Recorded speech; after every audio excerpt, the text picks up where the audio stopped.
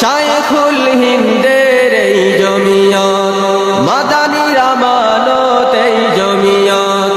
শায়খুল হিন্দের এই জমিয়ত, মাদানীর আমানত এই জমিয়ত। তাই উলামায়ে দেওবন্দের, তাই উলামায়ে দেওবন্দের অনুসৃত পথে চলব। জমিয়তের এই ঝান্ডা মোরা চিরদিন উঁচু রাখব।